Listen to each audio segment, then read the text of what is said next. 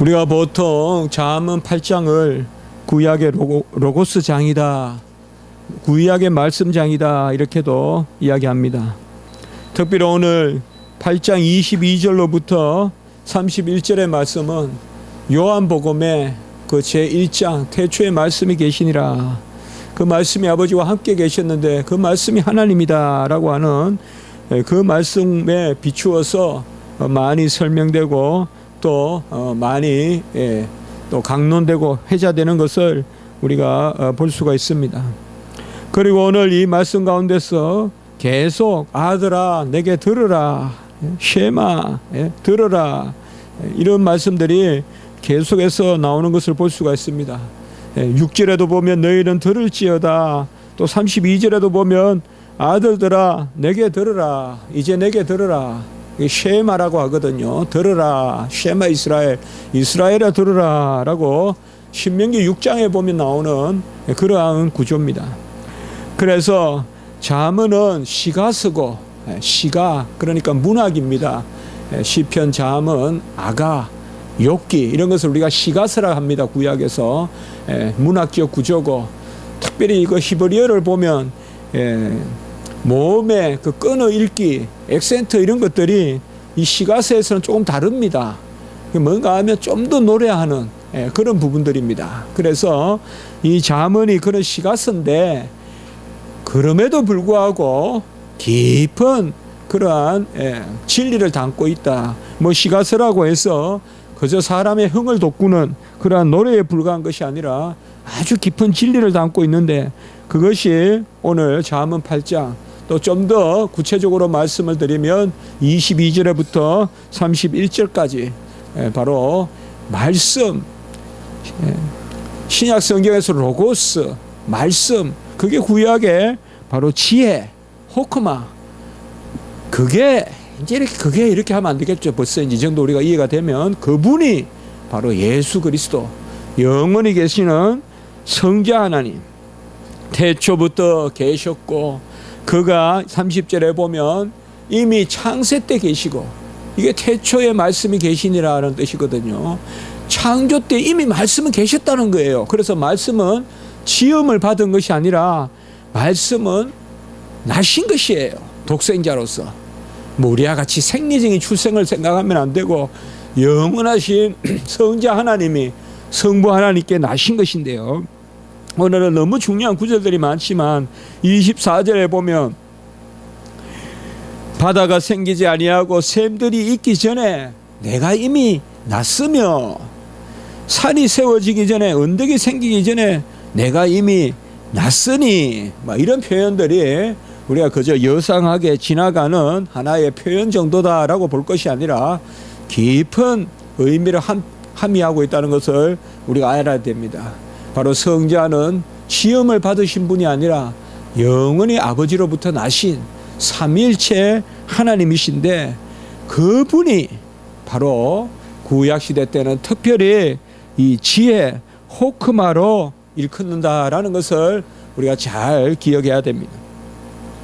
참 하나님의 말씀은 시의적절하고 또 때를 쫓아 시절을 쫓아주시는데, 제가 몇 차례 말씀을 드렸지만 이번에 이스라엘에서 요르단에서는 또 다른 분이 한 2, 3일간 안내하시고, 그분도 공부하시는 분이셨는데요. 그분은 이제 백석대학교를 이렇게 나오시고 공부하시는 분이고, 선교사 하신다고 들었고, 또 이제 이스라엘 땅 예루살렘, 거기 또 7, 8일 정도는 거의 뭐 8, 9일이라고 해야 되겠네요. 8, 9일 정도는 바로 고신척의 목사님이신데, 그분이 연구가 저한테 이제 논문을 보내왔어요. 제가 어쨌든 기도하면서 가능하면 그분을 좀 도울 길이 없을까. 너무 재정에 열악한 가운데 공부하는 모습이 안쓰러워서 그런 생각을 해봤는데, 아마 또 하나님의 뜻이 있으면 기회가 있을 것 같다는 생각도 되는데요. 그분이 뭘 연구하느냐, 바로 이 지혜의 인격성을 자기는 연구한다. 그래서 저는 뭐 금방 그게 뭘 이야기하는지 잠언에서 그렇게 아시겠네요. 그러니까 잠언 이 8장 중심으로 한다는 거예요. 그러니까 이 지혜의 인격성. 저는 잠언 1장부터 계속 지혜는 그저 관념이나 그저 지식이 아니라 지혜는 살아있는 인격이다. 그 지혜의 인격성에 대해서 제가 말씀을 많이 나누었습니다. 뭐 제가 말씀을 나누었다기보다 잠언에서 계속 그것을 말하고 있는 것을 우리가 보았습니다. 그래서 거의 우리가 한 주에 한 장 볼 때마다 이 잠언은 그저 문자, 그저 기록된 문자 혹은 언어 그런 것이 아니라 인격이다. 인격이다. 그런 인격성을 우리가 잘 생각해야 된다. 그래서 가장 대표적으로 이 잠언의 인격성을 나타내는 것이 두 가지를 한번 우리가 이야기해 본다면 첫 번째는 생명이라는 표현이에요. 생명의 지혜가 있고 그리고 생명의 열매고 계속 제가 매주 우리가 나누었습니다. 그리고 두 번째 중요한 것은 지혜가 영이다. 잠언 1장 23절에 보면 내가 나의 영을 너희에게 부어주며 내 말을 너희에게 보이리라. 여기서 나는 지혜거든요. 지혜가 나의 영을 너희에게 부어주며 말세의 영을 부어주는데 그 영을 지혜가 부어준다. 이 지혜를 우리가 로고스 곧 예수 그리스도로 생각한다면 주님께서 이 땅에 오신 것이 유익인 것은 잡히시던 밤에 제자들에게 그렇게 말씀했잖아요. 내가 올라가서 보혜사 성령을 부어주기 위한 것이다. 곧 예수 그리스도가 나의 영을 부어주는 것. 이게 보면 요엘서 2장에도 나오고 또 새 신을 부어주고 새 영을 부어주고 이사야 60장 61장 그런데 계속 나오는 개념이 바로 오늘 이 개념이거든요. 지혜가 나의 영을 부어준다. 이 지혜는 바로 예수 그리스도 영원하신 하나님의 아들입니다. 오늘 8장에서 우리는 이 지혜라는 말에 예수 그리스도를 한번 생각해 볼 필요가 있어요. 너무나 이 지혜라는 말이 예수 그리스도가 이 땅에 오셔서 행하신 말씀 또 그의 어떠하신가 너무나 이렇게 잘 어울리고 있어요. 예수님이 오시고 잠언이 적혔다면 우리가 좀 이해가 될 바인데 먼저 잠언이 기록되고 주님이 이 땅에 오셨어요. 그런데 그가 말씀이고 그가 지혜고 그가 진리잖아요. 그러니까 하나님은 중요한 것을 먼저 말씀하신다고요. 십자가는 이사야 53장에서 먼저 말씀하시고 예수 그리스도가 말씀이시고 지혜이신 것 진리이신 것 이런 거는 잠언에서 먼저 말씀하시고요. 오늘 보시면 지혜가 소리를 높여 부르고 1절에 보면 지혜가 부르지 않느냐 명철이 소리를 높이지 않느냐.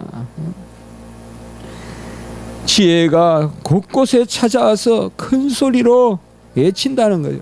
이 부른다는 말은 복음을 전한다는 뜻이라고 볼 수 있어요. 지혜가 이 땅에 오셔서 부른다 이 말이에요. 들으라 들으라 들으라 하면서 지혜가 부른다.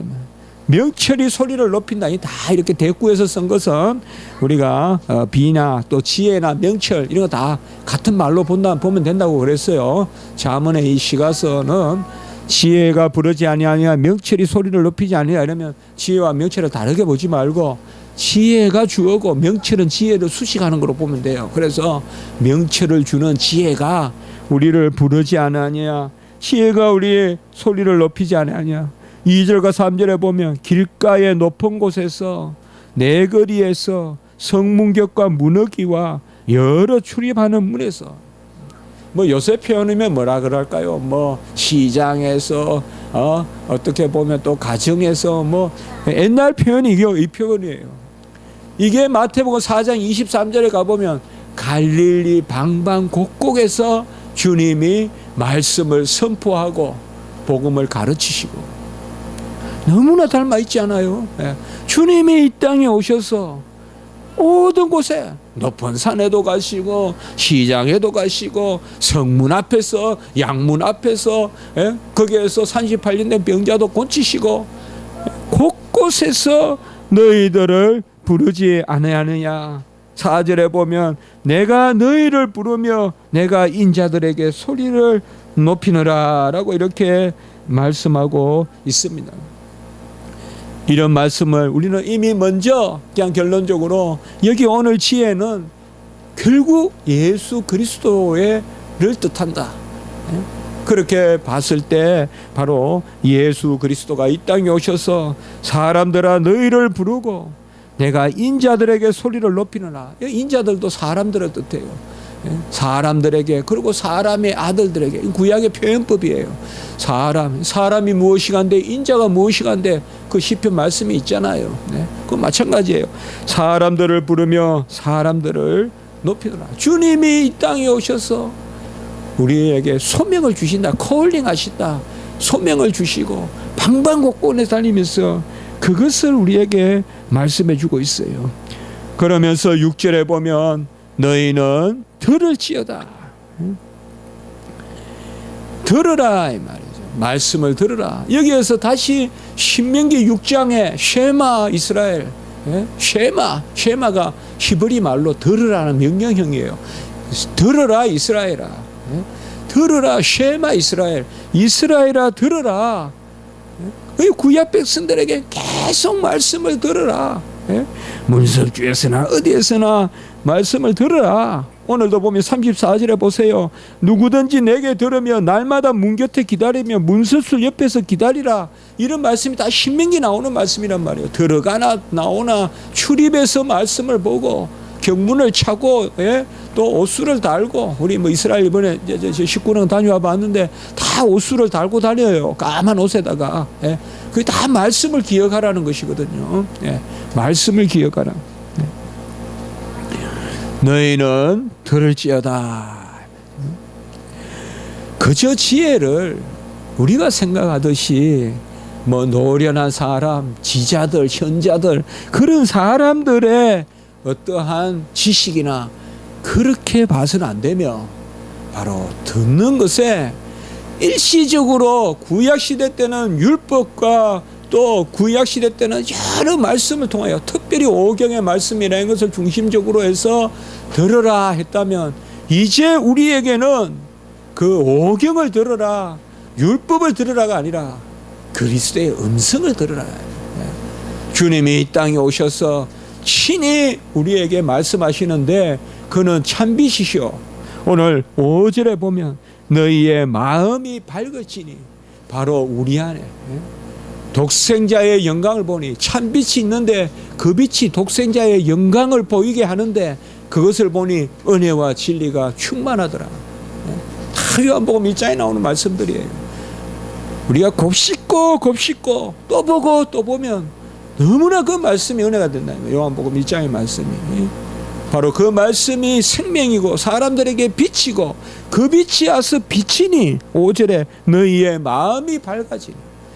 이 구약에서 마음이 밝아진다는 것은요 깨닫는다는 뜻도 있고 생명을 얻는다는 뜻이 있는 거예요.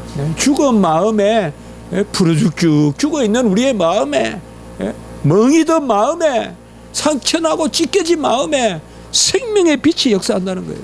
뭐가 들어오면 지혜가 들어오면 이제는 누가 오시면 참 지혜이신 예수 그리스도가 오시면 우리가